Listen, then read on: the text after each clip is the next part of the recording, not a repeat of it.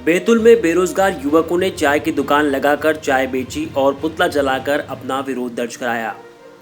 युवा बेरोजगार महाआंदोलन के बैनर तले युवक यहां धरने पर बैठे। इस दौरान उन्होंने सरकार की नीतियों पर जमकर नाराजगी जताई। युवकों ने निजीकरण, उदारीकरण की नीतियों की भी कड़ी निंदा की।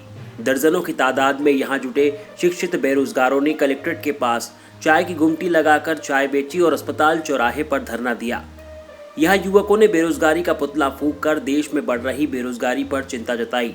युवकों ने इस मौके पर कहा कि देश में पिछले 45 वर्षों के बाद सबसे अधिक बेरोजगारी की दर इस समय देखने को मिल रही है। उदारीकरण, निजीकरण, भूमंडलीकरण की आर्थिक नीतियां लादने के बाद नोटबंदी और जीएसटी से छोटे उद्योग और व्यापारी तबाह हो गए हैं। निजीकरण की नीतियों से कॉरपोरेट घरानों का निजी हित साधा जा रहा है। इधर युवकों ने बताया कि सिविल इंजीनियरिंग करने के बावजूद वे 3 साल से भटक रहे हैं। मजबूरी में उन्हें चाय बेचने को मजबूर होना पड़ रहा है। बाइट। क्या नाम है आपका? मेरा नाम दर्शन बुंदेल है। दर्शन, ये बताइए जो यहाँ पे प्रदर्शन चल रहा है, जो पुतला दहन किया गया है, क्या मांगे हैं और क्या पूरा मांगा है? देखिए, आज हम लोगों ने बेरोजगारी के खिलाफ यहाँ पर प्रोटेस्ट किया है और प्रोटेस्ट के बाद पुतला जलाया है। आज देश में पिछले साल एनएसएसओ ने आंकड़े जारी किए। उन्होंने अपने आंकड़ों में बताया है कि देश में पिछले 45-46 वर्षों में सबसे अधिक बेरोजगारी की दर है।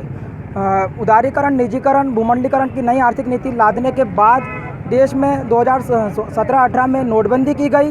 नोटबंदी के बाद जीएसटी लागू करके जो छोटे व्यापारी थे, छोटे उद्योग थे, उनको तबाह कर दिया गया।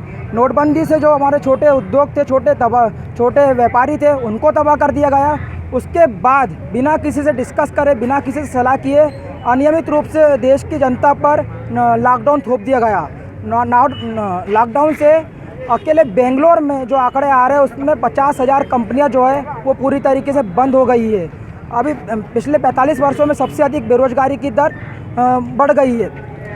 निजीकरण और उदारीकरण का जो दौर शुरू हुआ उसके पश्चात हर एक सेक्टर को आप देखेंगे, जो कोल सेक्टर था, जितना भी गवर्नमेंट सेक्टर था, उसको पूरी तरीके से प्राइवेटाइजेशन करा जा रहा है। रेल, बैंक, बीएसएनएल, सबको बड़े बड़े कारपोरेट जो घराने हैं, अंबानी, अडानी और जिंदल, उनके हाथों नौने पौने दामों में बेचा जा रहा है, जिसके कारण आज बेरोजगारी की दर दिन पे दिन बढ़ते चली जा रही है।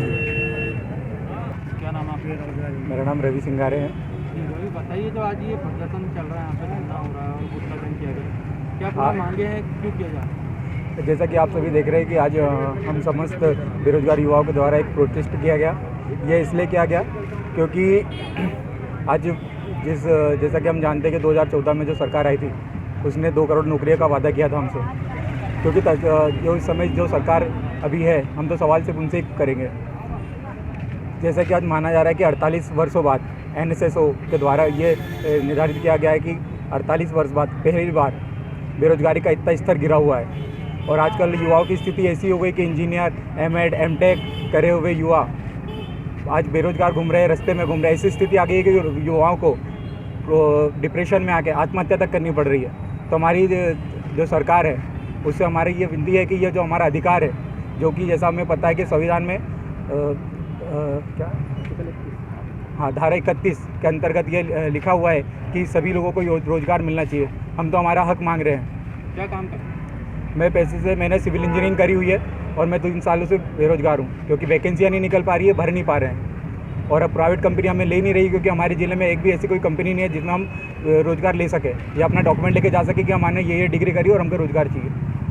हम मजबूर है कि हमें चाय की दुकान और पकौड़े बेचने पड़ रहे हैं।